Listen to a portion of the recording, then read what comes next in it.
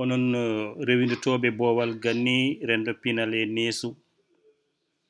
ɗiɗo dumonnaji fof en jii ne yirlo e nder internet o sawto goto e jamboreɓe woni Mbodj Amadou Sileye Mbodj mboɓe mbiyanno jamɗe mbawa mbo fillano en holno wadduno e ngaari maram caggal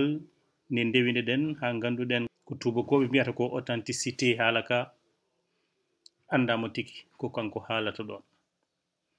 ko gongo ngol ɗo dartol Tidiane An dartimo ɗum ngaari maram kadi gorko jambaru wonno ɗon to wonno e Jolof to eɗen gandi kadi e on jamanu ko namdino ko o tottina ɗum Mbodj Amadou Sileye ina artanen e ngol ɗo lefol haalde holno ɓe mbaddi oɗon jafno noon e lefol ngol wasde ɗum labde sabu to ngol ummi to no woɗɗi sabu eɗen gandi e saaha nde woni nde dadiɗo gonnoɗen koye jimadi leydi France nden ni mbiyen Mauritanie alana Sénégal alana wadde eɗen mbawi hettade sawto makko kanko Mbodj Amadou Sileye Mbodj jamɗe mbawa o haalana en holno wadduno e ngaari maram eyo bandiraɓe eɗen ƴetta ɗo banda pour hawrude yimɓe ɓe jamanuji ono jeyɓe hunde ene garen holɓe en Hamidou Thiam to Mbon ne wonde Madi Moussa to Mbon gari ga e Ndaharu namnade c'est-à-dire golwol e mbaɗɗinomi seeɗa hen en mbawa haaldude no heewi gonga neɗɗo manta hoore mum taw son jalama so wi ko mawɗo jamareɓe neno sella famɗe jamare ko dañƴi duuɓi dañƴi ɗi naate golwol mbaɗimi ɗe heyi tan ko maayi on tan ko jamɗe ñani ga maayi mataw min tan dañi nadde e jamɗe tan ha yaltine jangtino ɗum no koye duwaw e chance mawɗo wonen ndeni sono garani ɗum ala ɓurde mi tottaɓe fof kono kamɓe ñi ko faaro mabɓe haade komi jibinande mabɓe teddile goto fof ne fooɗo kamɓe jeeɓe so mum leydi e leydi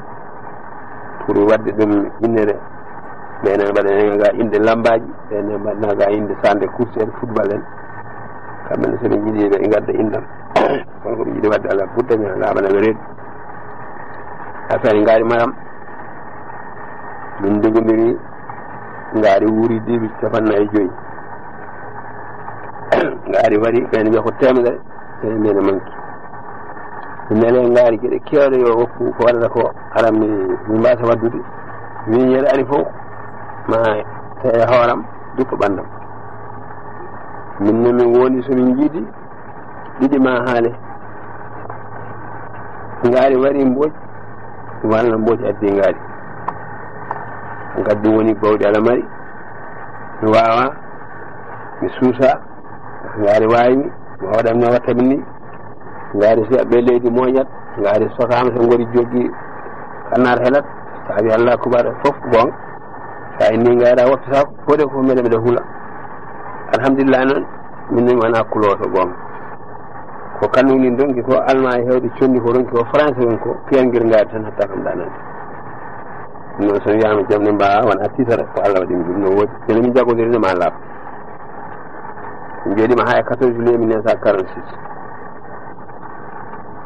min nani ngal nan wuuro beten ko Keere Mbayi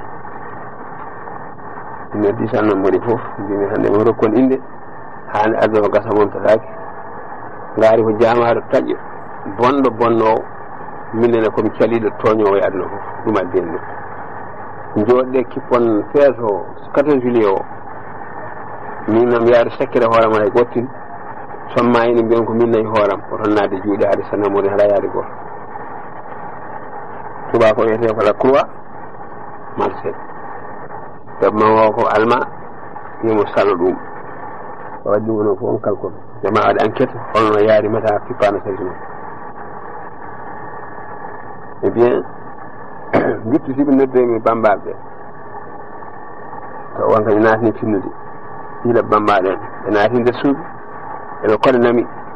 e mbi holko jinmi e tuuɗe mbimi eɓe koɗanam nalu man ka yimiraɓe keeyi potani ɓe koɗigol fof nokku ɗum dolakke e temen ɗiɗi on saaru perkal ko metere buuɗi mbimi ila bammaɗo e naam mbimi ɗi jaaden emeɗe jaggo e ngaari ko deƴƴi ha juuto deƴƴino hoddu e wambaɓe tottiteɗe mi comci muɗum en gandi waadede ngaari ɗo woni ɗo tan ko inni ngaari fo hande wuuro ngo fof walta jaam si namdina ngaari a halta ɗum adani min bone mawɗo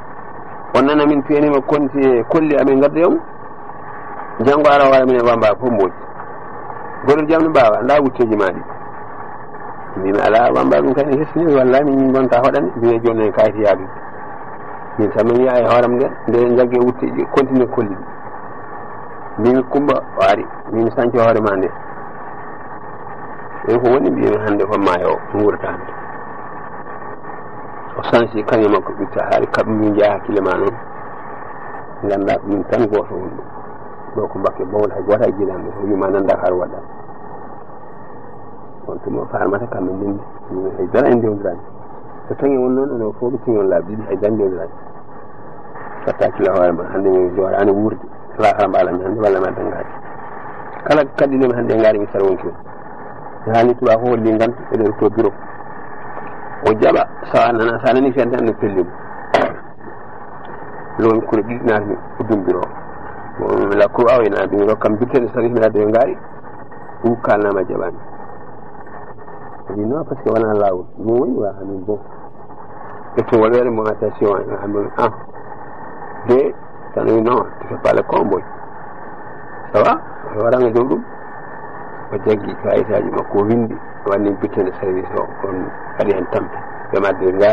ngaari ko bawɗo fetel se arde ko jamaro kuɓuɗo baɗɗo pittari cewɗi jami ranimi tan ade mi o andi meɗe waramo jarani gadden bomo mbimi Kumba ena mi mattaki leware ma noon nde wayno jeeni ayi kayno nde posami so ngaari wari kam so duppani westo woto ƴeew haydara fuyam tan itta kayita mofta ɗum sayide har ko laalayte ni par ce que waɗi duuɓi 14 lebbi jeegom mbiɗe jowa hebde à la traite nden noon mbawata nede caggal am ɓuuri nilde tigi nder ko min nayi hooram e nino sawi madame o diwimo Kumba nan yana jaggata gorko ma wasa yaade o ɗo wonɗo hande o metti jaam saɗa mi jagoni komo fella gorkam ni ɓe mbawi deƴƴe rewɓe tan moɗe on toon fulɓe Fuuta wonde fulɓe Fuuta ne wiya bamuji taɓa nde on nannamaɗe yaha tan ƴefti jungo makko o waɗe huluk o woni e looyaade o haɓɓi hoore o sellani mono ka kullode dambal en jorani yaadude min yattaki mi yaadani kono almasa ka min kalɗo alma yadde ndiyam balɗe 7 sappo e ɗiɗo alma haw ujunaji sappo e ɗiɗo gorko e nder e ligne ko haari guel ɗo pulel jeeri tan e sila e mbagol haɗani o minen de maccuɗo goto teɗɗo Mouhammad ena mi haɓɓunema pucci ɗi mi wonde pucci ma gon tati nayyi goto hen fof so aɗemi tan holla kawis ha woy tan garmi ha jetti mbimi haɓanamo woni ha mbimi nguɗo annibi oɗo ngu mbaɗi ngu annibi haɓatno e diine ɗe haɓetede hay somi fiyama mango artiram ha ɗum mi hefta koye ladde o haɓɓimi calli guilimi jurni darɗiɗi suba ko addi fotel wimi nda addi kuure mbimi haɓoyaka o wi si kamoyta koye bandiji mbimi kuure ɗiɗi joni oyi ɗittan mi itta ɗum kadi pewnere mbimi so arama an taƴi o ala ñawnogal min somi fellimo naata ɓandu makko somi fellimo ne ko balawal heɗingal mi moɗa o wi c'est à dire min somin addimo joni somi wari wiyeteta komo ɗanimi huladdema mbar mum neta woni jini tan ko addamo jangto ko nooto wonami jangto walla mi heddoto gatta mi yiyata on jabra Allah joɗɗa sellol perkal nan toon somi so duppi kam ne kocce ƴiyeɗe kam mi saawe hen komi tijani hen ke laaɓɗo ko sawi ko mata komi hen ƴeew ko ngaari waɗata ko minen yaha noon mbatta hakkille hoore ma ha heeɗe haɓɓa tiiɗa jiya hakkille ma jaltimi galle o mbi kawrimi yimɓe mboci foye jaam mbi mbeɗa yettoɗo cuuɗe goto hen mbaɗi jeeyi waɗɗi puccu min jaadi hen hollami keere mbimi an ngaari ñaata rewi ya mi de nene waɗi nogas walla sappo e jeenewo min sappo e jeenewo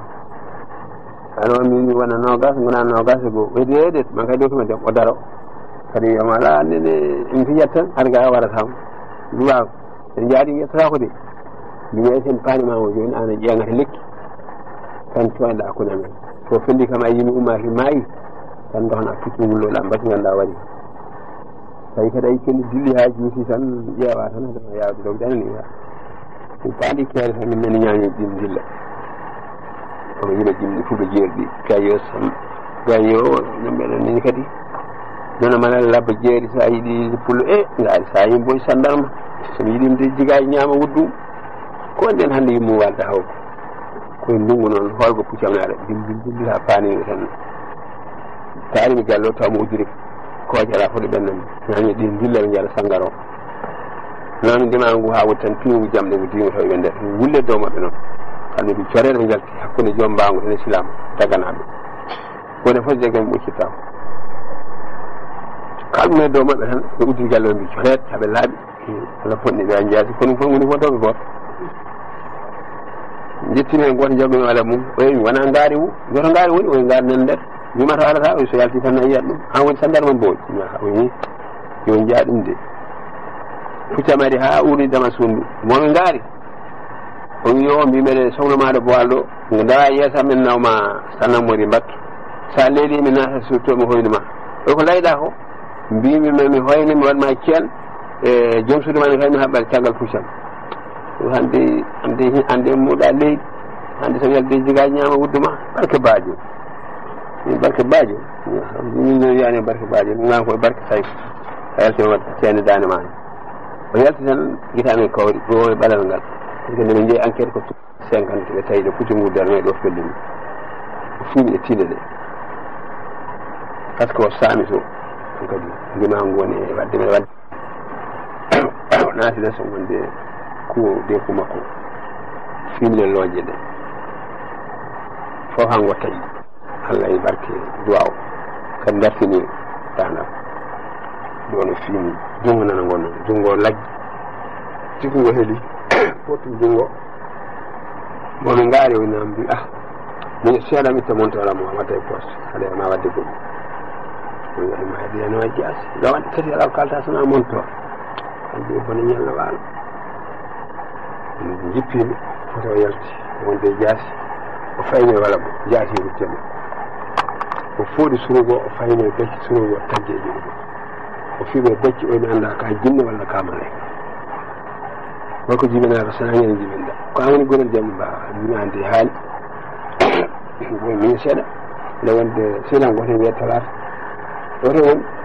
kañum hakkille ngo tal o saami cuuti mon min jam talata min salmima tan ne lima e leydi ɓennu moon ɓenam noon yimɓe yomi feeje mo ɓenno mbiɗa wawi mo kadi Allah balli tan seeɗani haw dari ittumi masaloto ceenimi tan namoɗɗi banni juuɗe ko jangre pucci to poni ɓoggol ngol ƴiyam no noon e wolto gayjitami ittumi musuwaram mumtumi kaɓmi tinde taw ɗum fof ɓuusi ɗon noon so tinoma tan mo foolam taw dolam fof gasi ittumi ɓoggol ngol noon banne dande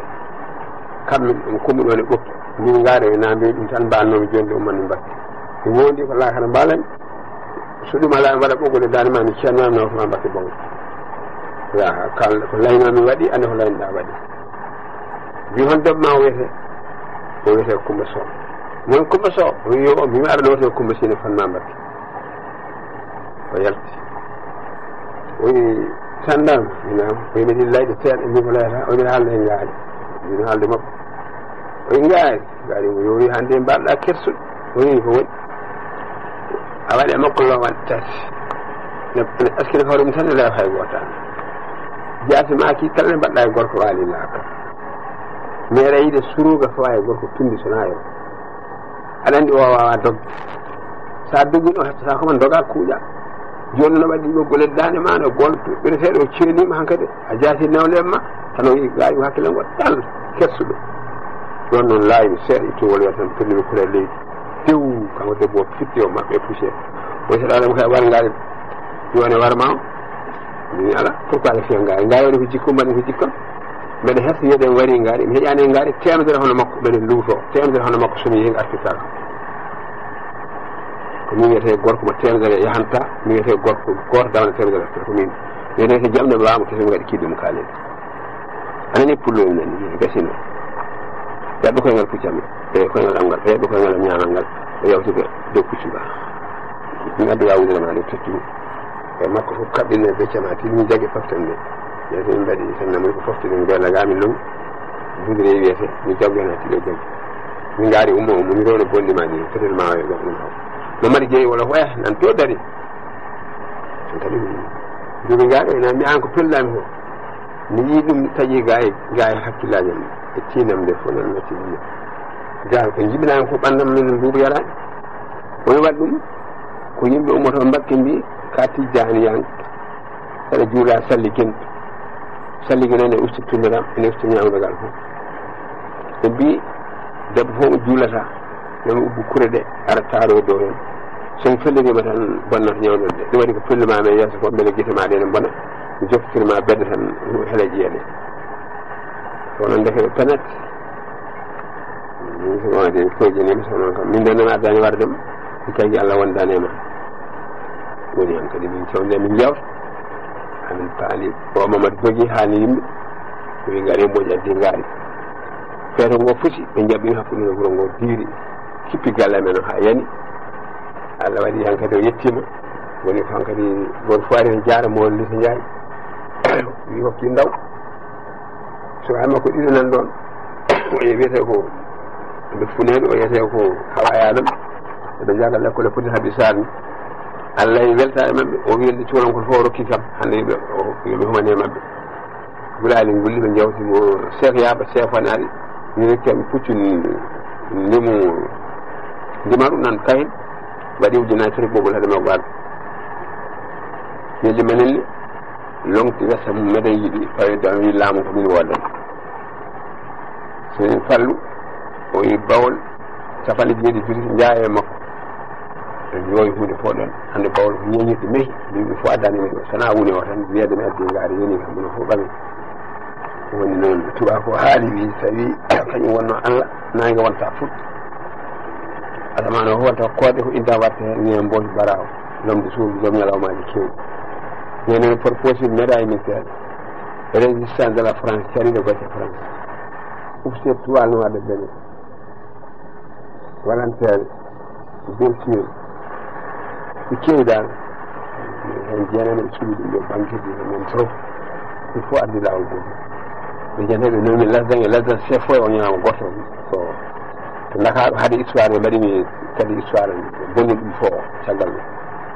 alors ni woni noon mi yettima kadi gaari so o waɗi kafe addanimo subaka o wiya an woni Guiyen Mboy komo wiyama ɓe ndi mbaɗoɗe bonde holno gondirɗa e mum komo wiyama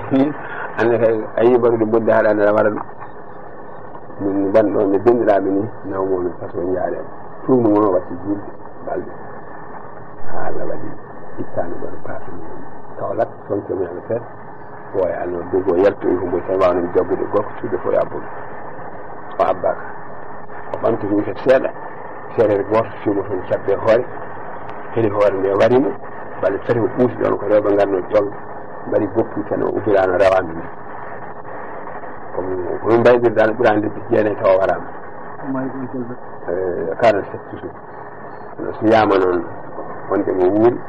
ete yo ar min anda binen yo ar min tesodira o men to Mauritanie alors ɗum haawi no feewi hol sababu tesodirtuɗo e ngaari ko woni e ɗum pourquoi ɗum no haalda toon ni saɗa ɗum noon kala biɗo on ngaari alamo jaadu min hay goto min ko goto jibulam hay ceerno goto mi waynani goto waynani sona Allah min jaadu mi yii ceernam sayid noon e koydol ko ceerno e duwaw noon ko ngaɗan ɗum ɗo ko fodde ngaɗan ɗum ɗum ko oɗum jeeyi mi yetti Allah e weltade mi mayani ha ngaɗan ɗon ɗum ɗo ummo e haqqillama e nder reedam oto yeeɗe tan feere ñande reedu mi yaade ɗum ɗo on laaɓa ko onon jii e ɗum en dinne en saabu ñalam fof nde jiɗɗen wadde ɗum tawi ko kono mbaɗtan lambaji moƴƴi walla tan kewa ton ɗiɗi kam awata tan tardani mami jolɗo min tawe ɗum kadi ɓurana on hen wonde magama e kadi yaade mon ɓuura sinkude o moni agar ndu o gurnam e cuwaya taw eyi ɗum noon ko ñaka e laari waɗi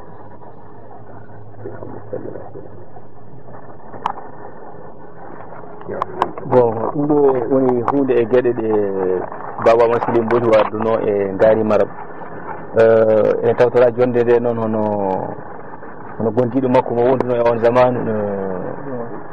gorgol kumba nan ɗo e jonde he ene wawi settade komin kalata ɗo ko tawtorede mo firdino bon tanu ko amin namdima ɗo hunde seeɗa e sahade tano Amadou waynoto ene yaaha ne fewi to Ngari Maram e wonko haalduno e maɗa jiiɗi famde anne holko ciftoɗa hen ciftoni hen ko haali ko fof o gonga nde yahata nde o arata kam nder suudu o wi kam Coumba mi wonanama o wi joni sollitiɓe addu e Ngari joni mi womboy Ngari wiya wonde ko bonɗo de jaaɗo fof warat ɗum wata yaah o wi mi yahat han kadi sollitama ñawama sono jaaɓi janggo feyde Allah komi gaddoyomo mbiɗo moori mbiɗo sinki mbiɗo yiiɗi yaade feere katatimi nani o wi kam wota yaah toppir kañƴama o fof joƴƴin tañcoɗa ɗum perkalmen e nder wakandam sa yiyanimi ɗo e takkusan sa wawi kesnoɗa mami adde Ngari tan walla Ngari wari tan joni mi juuɗam gonno wayde hana gonde capaka goto wiya Hammet Fall o ƴetti haɓɓi pucci makko yeehi ɓuɗa anga tan hakkude dama galle nder suuda ɓuɗa waya min tan Allah e nuraɗo muɗum mi wondani hay goto so wona capato o momi yahata capato wima Hammet wimi noon e mboy dey arani ha hande ey mboy tawi Allah andi ko jaggi ɗum kono o mo tewani ko bonɗo mbi yaha Allah Cheikh Oumar Tidiane Allah waɗi ɗumen kaata ɗo tan hanmi nani coow han kadi kurdinali ina ngara kanko wiima ara o wadde Ngari omo ƴetti debbo Ngari o waɗɗine pucci makko ɓe ngari haɓe jetti feet kala suuyo fof diƴƴiti ari ɓe keli galle o fof hamin jogui leeso o ko rimo so werta maya ɗo e to kanko mboɗo dare hakkude leeso he no paltuji makko bokkirtano koyɗe ne caama yimɓe ne kacca kanko tubako o hocci o wonde wiwre France Wimboj Amadou wiwre France Wimboj Amadou kanko tubako o haadi huno ko makko e naata nofram nduɗo ɓe kocci koyɗe ɗon ganduɗa ɗum ganduɗa hen ha ɗum eyyi kono noon o addi Ngari Maram Allah wallimo ha en keeɓi ɗon bon nde nawanta Ngari Maram kadi subaka kadi ni wonko kaldunoɗa e mum kadi emin jiiɗi famde ɗon kadi ɗonne kadi nde addi Ngari nde Ba Moustapha Pullo Fouta goto ko Sandone hamin gondi ƴettina seeɗa comci Ngari ton ko Ngari o heɓɓito wonde Pullo Fouta wata seeɗa comcam sabu ɗum sinno fan addoyno kam hannde a waɗata ko serbi comcam ene Ngari ɓe teki ɗum soɓe teki Ngari ɗo noddi subaka min pini mbo wiyetoma def kafe defde kafe haɗa gayɗum o wiyetoma de joni nawat Ngari kafe ɗe ene hakkata ni Allah heedi kami nawatde Ngari kafe ene hakkata bonene min kay mi yahani o wi kama nawadde mbiyami conni nguru defde kafe ɗe mbanmi hen meew keɗomomi boor nawmi gaddumi ha e sara makko darimi ga e damal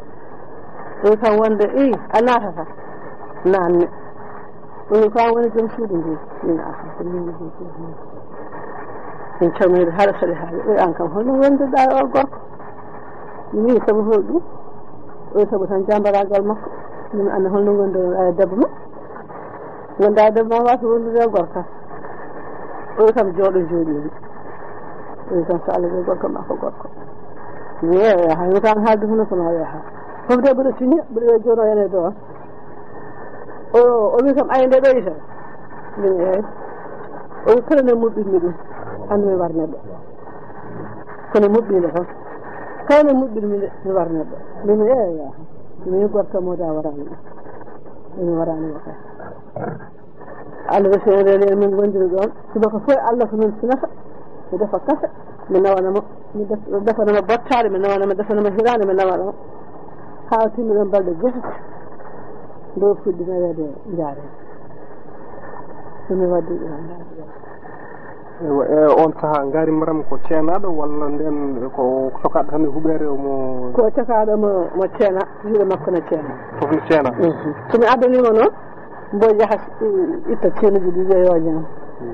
o ñaama hawa gasna kadi o soke aɗa tefti balɗe ngonnduɗa ɗon e makko no foti balɗe jeetati balɗe jeetati a jarama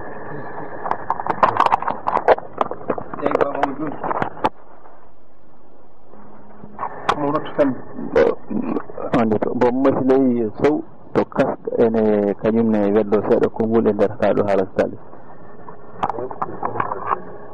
bandiraɓe mi salmini on onon sukaɓe bonnaɓe wonɓe Nouakchott e wonɓe Dakar e wonɓe Fouta ono fof mi salmini on alhamdulillah rabbil alamin Allah hande min kawre oɗo jamma momin cikkano min keɓiren hawrude sukaɓe biyeteɗo Hamidou Thiam ina wonde Mamadou Moussa Allah addiɓe ɗo hande e aset ina jofi dimanche Allah no hoddirimi hawrita mabɓe ɗo oɗo lamɗo Baba Amadou haala tikka komin miijanoke aduna mo wawa hawrude majjum ɓe bittiɗo Baba Amadou haalanire fayidaji foof minen omin jettaɓe kamɓe sukaɓe arɓe ɓe hokkuɓe haajuji mabɓe himmeji mabɓe ɓe gaari toppitade ɗum ɗo oyo keɓori saktude men aduna foof ngal ɗo teddugal sukaɓe bonnaɓe wonɓe Dakar e wonɓe Nouakchott e wonɓe Fouta fof ne keɓori ɗum nawde omin jetti Allah ena omin jettiɓe yo Allah yettin fandare mabɓe yo Allah humpitɓe mawde